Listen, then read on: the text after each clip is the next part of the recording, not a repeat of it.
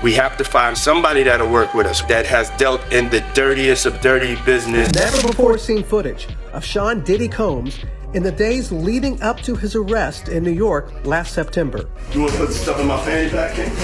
The exclusive video obtained by Netflix shows Combs debating with his lawyers about strategy. Listen to me. It should show you his character. Was that the reason for including it? Yeah. If there's one person you never want heat with, it's 50 Cent. Curtis is out here proving that if you're not dropping full-blown documentaries on the person you can't stand, you're not even hating correctly. This man has been stockpiling receipts on Diddy for 20 years, slow cooking them, waiting for the perfect moment to unleash everything. And guess what? That moment finally landed.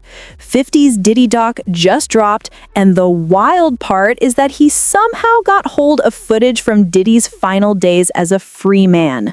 This is the showdown 50 has been prepping for since the mixtape grind, and you already know he's savoring every frame.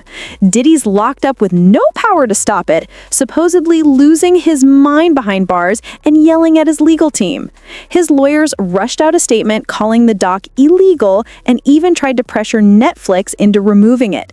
Meanwhile, 50 is over here laughing, knowing Netflix checks clear fast.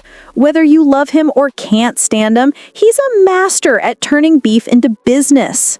Sean Combs watches this. What do you think he's going to feel? Like, wow, this is amazing. I think he's gonna say this is the best documentary I've seen in a long time. Honestly, maybe Diddy should have skipped trying to take 50 shopping back in the day, because ever since that moment, 50's kept his boots firmly on that man's neck. Y'all, Curtis Jackson, there is nobody in this world pettier than Curtis. He linked up with director Alexandra Stapleton for a 4-part series titled Sean Combs: The Reckoning, packed with never-before-seen footage of Diddy in the days leading up to his New York arrest in September 2024. The Netflix series, which premiered December 2nd, shows Diddy on the phone snapping at his lawyers about strategy and demanding they find someone who knows how to handle the filthiest situations. In short, Diddy knew the walls were closing in. We have to find somebody that'll work with us that has dealt in the dirtiest of dirty business. We're losing. You can practically feel the panic bleeding off the screen. Diddy was clawing at every angle, throwing out desperate ideas, searching for anything that might save him. Strategy. Listen to me. I'm gonna get off the phone right now, and I am gonna let you professionals look at the situation and come back to me with a solution. No matter what, no matter what nobody said. Let's just here and there, y'all are not working together the right way. We're losing. Then there's that moment in Harlem. Diddy doing the whole man of the people routine, hugging folks, shaking hands, playing hometown hero. But the second he slips back into his car, he immediately asks for hand sanitizer. And 50 swears this scene exposes Diddy's entire blueprint: the public mask, the private switch.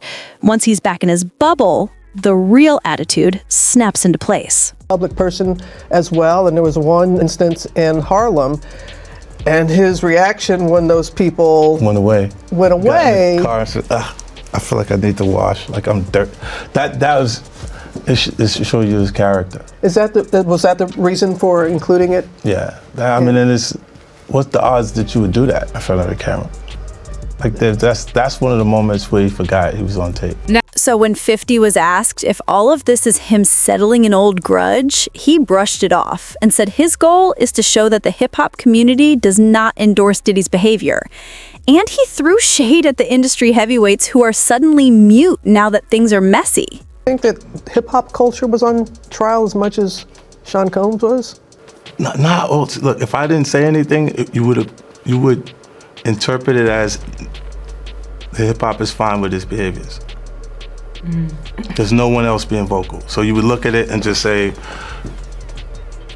because that mind your business, or let me not say nothing about nothing, or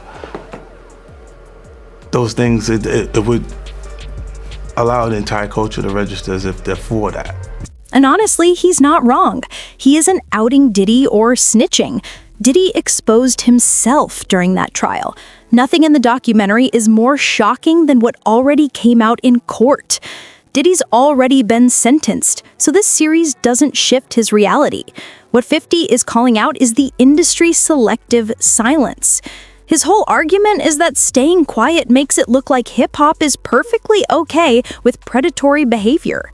Say what you want about 50, petty, vengeful, childish even, but he's never had a creepy SA case, never been caught around young girls. Meanwhile, people who spent decades orbiting Diddy are silent because almost all of them have their own skeletons rattling. And look, 50 can swear it isn't personal, but come on. With him, it's always personal. Grudges are his art form. The longer he lets them age, the sharper they hit. Once you're on his hit list, there's no coming back. So, yes, it's personal. But he also deserves credit. He was one of the first in the industry to publicly call out Diddy, long before the world caught on. Is he gloating now? Absolutely. Can you blame him? Not really. Years ago, when he talked about Diddy taking men shopping, people laughed and called him obsessed. Turns out a lot of what he hinted at was true. So of course he's celebrating. When asked how Diddy would react to the doc, Curtis already knew the meltdown would be instant, and he didn't have to wait long. According to CNN, Diddy's lawyer sent a cease and desist to Netflix, claiming 50 series contains stolen footage. Diddy spokesperson Judah Engelmeyer called the documentary a shameful hit piece and accused Netflix of using unauthorized material. And fun fact, Judah was Harvey Weinstein's spokesperson before Diddy hired him. Make of that what you will. Judah told CNN that Diddy has been recording himself since he was 19 to document his life for his own future film, and the clips in 50 series were meant for that. Netflix clapped back, saying director Alexandra Stapleton obtained the footage legally. But Diddy's team is furious. Their cease and desist warns that Diddy won't hesitate to sue Netflix, reminding them that he's gone after media outlets before. They also added that it's staggering Netflix even partnered with 50, calling him a longtime enemy with a personal vendetta. Vendetta or not, 50 is enjoying every second and still trolling Diddy on Instagram. He just posted a Good Morning America clip where they asked about the feud, and in the caption he wrote, "What feud? I put 2 of his kids in my TV shows. I just didn't like when he called me fruity. I don't like that." Meanwhile, Diddy is spiraling behind bars with zero control over anything, and 50 walked away with the win. Some folks say 50 should have considered Diddy's kids and how this documentary affects them, especially the daughters. But let's be real. Diddy didn't think about how his behavior impacted his own children, let alone anyone else's. If he had been making better choices, he'd be home with them right now. You can't throw stones and then hide your hands. Now tell me, have you watched the documentary yet? Saving it for the weekend. Is 50 being petty, or is he the only one in the industry with a backbone to call things exactly as they are? Drop your thoughts below, and don't miss the next video.